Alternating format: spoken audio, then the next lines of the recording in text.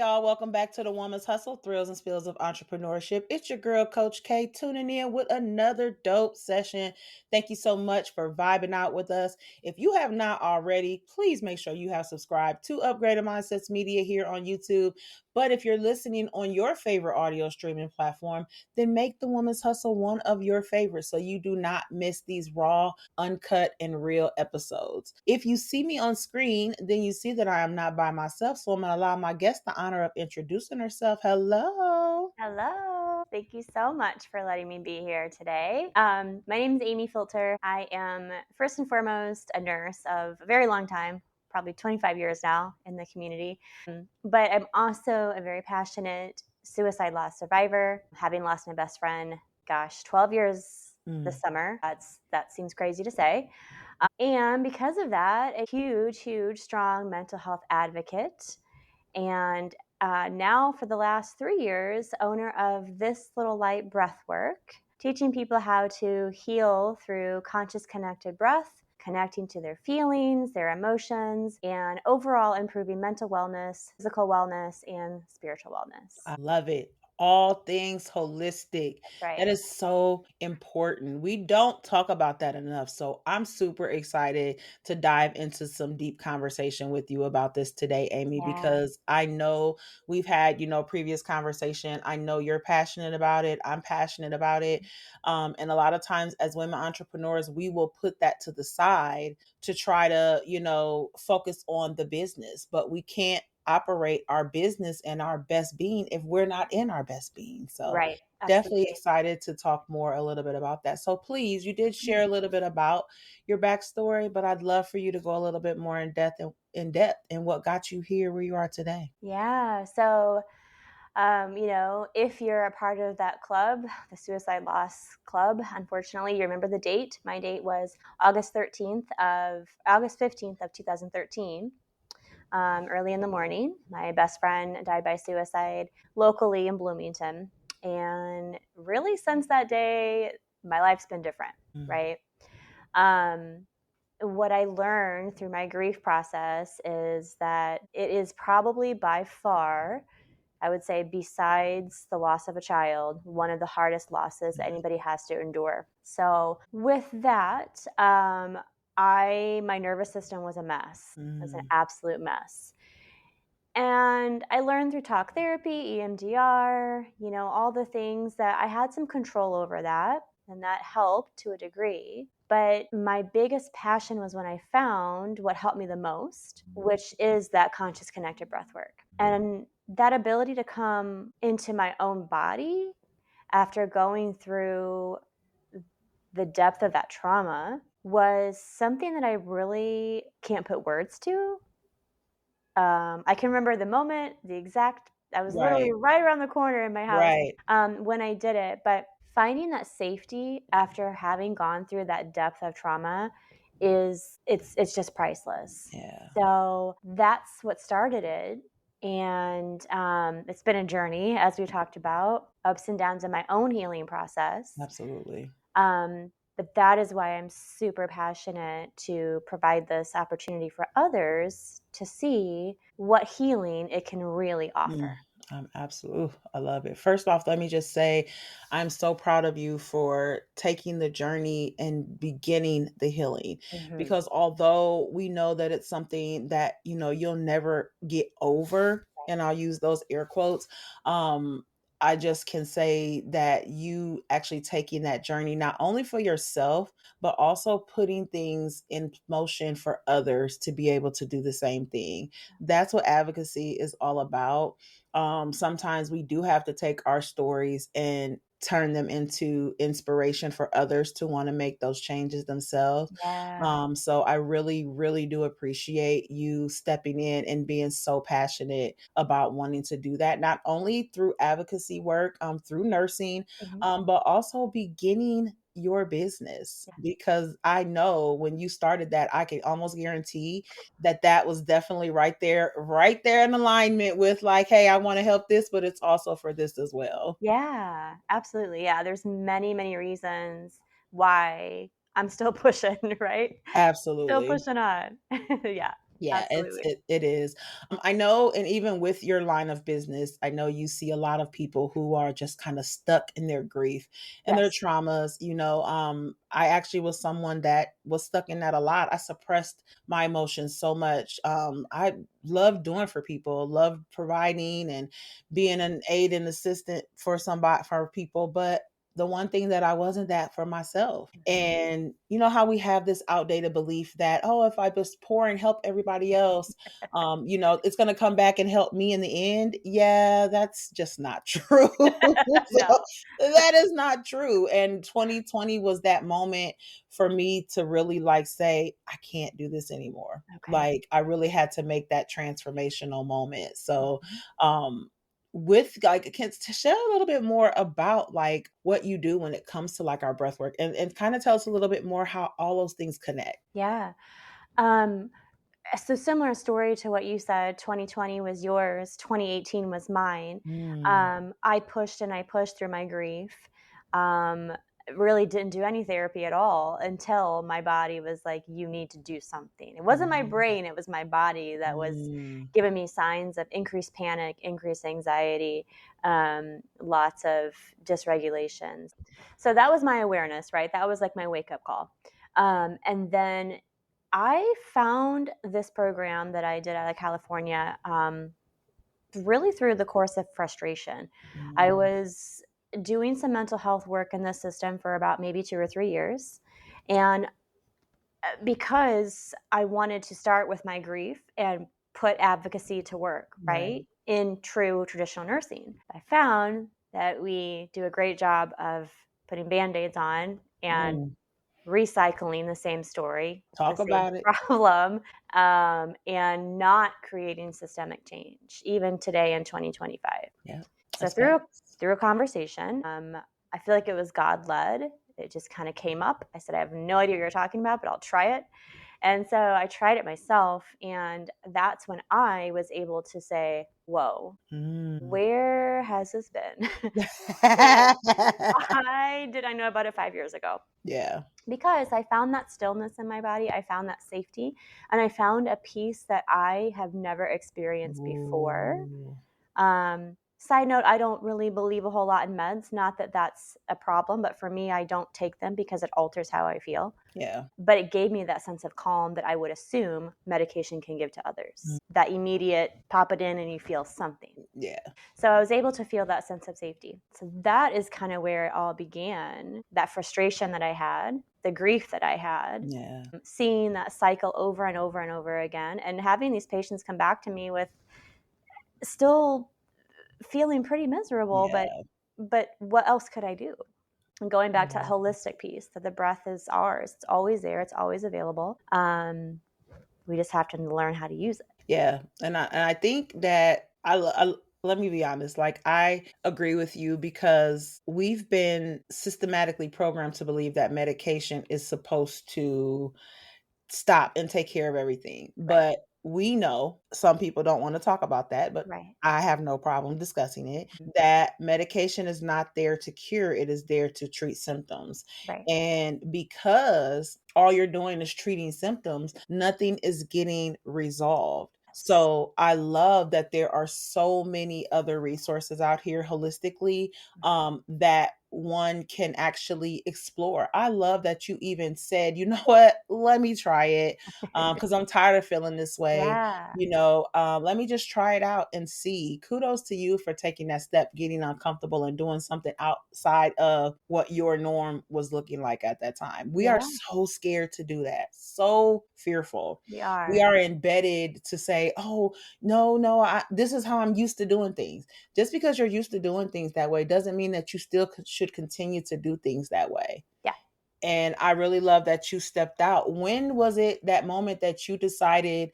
Because we know you went through the process. When was that moment that you decided, you know what, I want to actually create this as a business and a brand and really officially be able to help others do the same? Yeah. It was very rapidly. Like I said, that first, it was a 3 day trial where I Mm. was kind of practicing that for myself. Within that 3 days, and granted, the program was rather expensive. I had no idea how I was going to pay for it, but I knew I just had to do it because Right. it had such a profound impact on me. Yeah. So the program is 6 months, and initially you go through 3 months of doing it almost every day. So I like to say that because that means that there's an embodiment piece to essentially I practice what I preach, Hey, come on. and that there's safety in that. Yes. So it was 3 months. And then you have about a month of kind of dealing with what came up, right? Because it does bring up feelings and emotions and Yeah. essentially store Ooh, I trauma. can only imagine. Yeah. So it was like I went through my own intensive therapy after EMDR and talk therapy in the process of trying to understand this modality. Then I was able to coach for 3 months with guidance. So within the first month or two, I knew Mm, based upon how I was showing up and how dramatically it was changing my life that I didn't have a choice. I had to bring this forth some way, somehow to the yeah. community. I love that. The openness of wanting to bring it to community, right? Mhm. Um, we don't always have people, and I'm going to touch on what you said a few minutes ago about putting band-aids on things. That's a lot. We see that a lot in society, Yeah. right? We see it a lot as entrepreneurs, as business owners in corporate America, especially in the medical and health field. I see it a lot as a cancer survivor. There is a lot of things that they want you to continuously ingest and take Yeah. for preventive measures. But how can you tell me that it's preventive measures when you have all of this stuff in our food and things like that that are cancer causing? So how are you telling me that? That's a little, hypocritical if you ask me, but hey, Right. I won't get too deep, We but don't have trust time me, for that. Right. I know.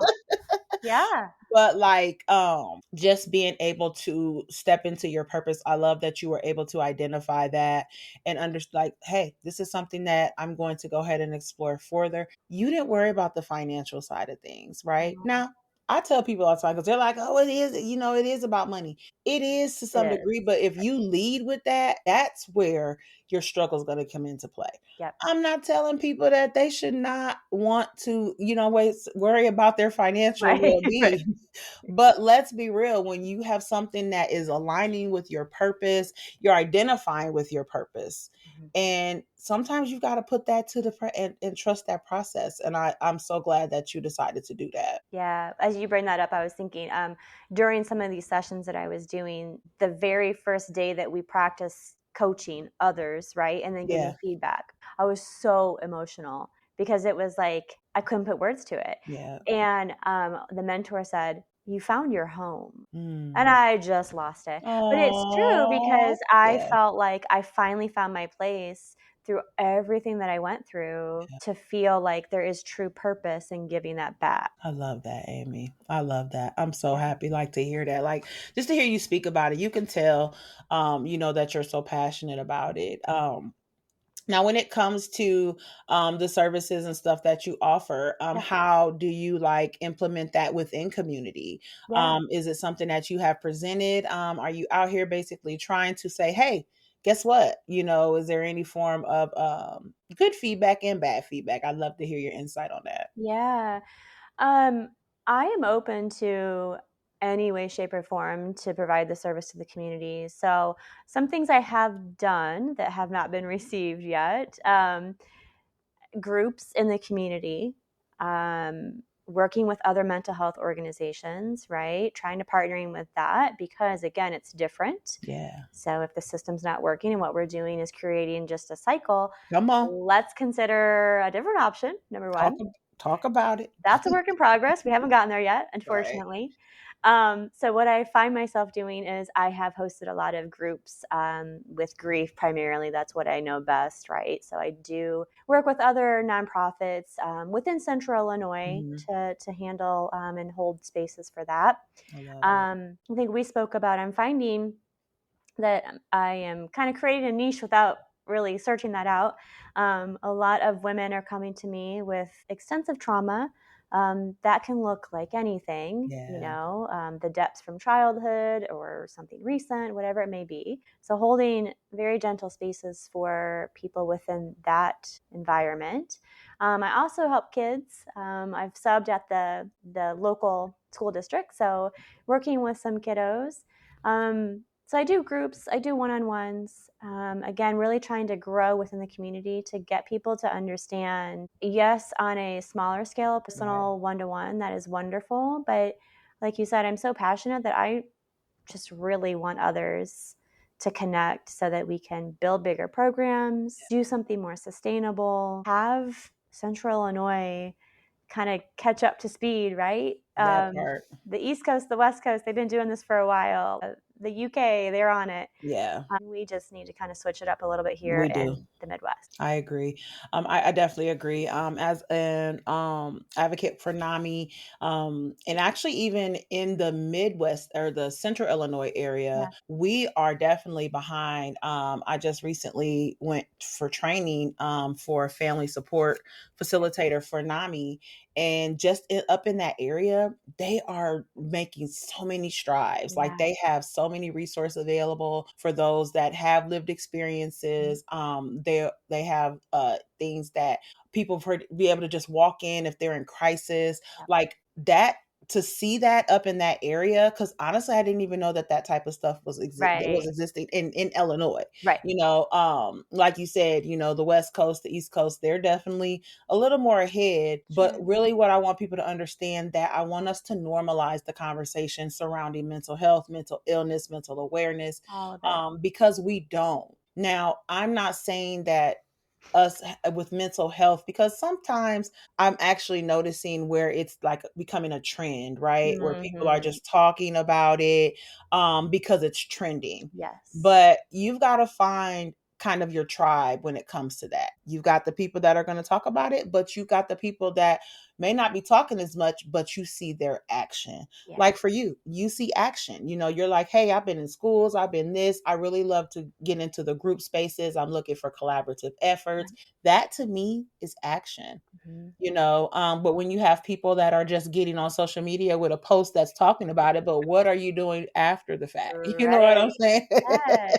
Yes. Yeah. We can't change based on talk, right? The action has to follow. Absolutely. I Yeah. agree wholeheartedly. So, what do you think? How can individuals become better advocates for their own mental wellness? Like, what type of tips or insight would you give, especially us as women business owners? Because, again, I do want to talk about the fact that we will try to start businesses when our personal lives are in complete havoc, Right. which is where my niche comes in, Yeah. because I help align your personal with the entrepreneurial side of things.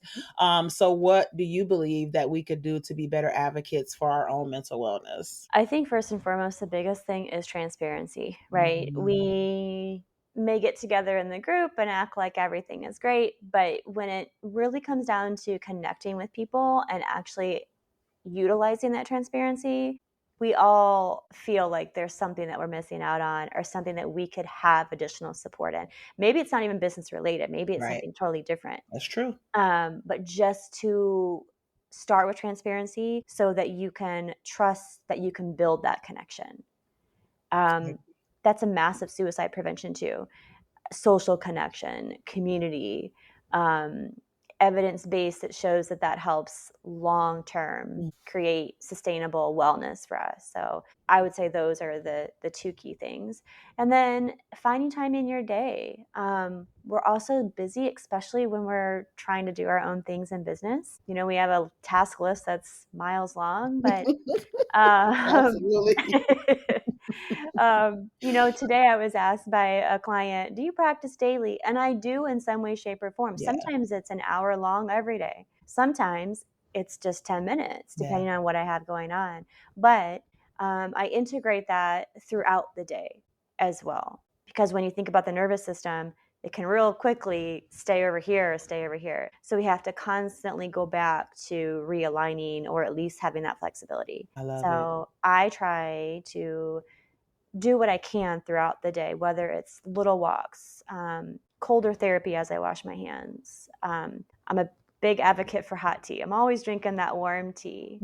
Um, but with that comes not rushing and drinking it, taking that moment to truly just settle, tuning out the world and allowing that silence to be and just to really calm our systems. Ooh, yes. Oh my God, yes. I love it. That's like the first 30 minutes of my day is all about that. Like Mhm. all about just really like deep in reflection of what the day is going to look like, how I'm going to visualize my day ahead, Yep. whatever achievements, whether it is goal oriented or me just being able to be my most mentally healthy self for that day. Yeah. It's a day-to-day process. And I tell people that often we have to be mindful every day. Self-care is not a luxury. It's a necessity, and Totally. it's something that you should be doing every day. Self-care is you just being aware of you, being aware of your body, being aware of your nervous system, being aware of your thoughts, just being aware. Yeah. And that's what breath work takes you to on a Oof, much deeper level. yeah.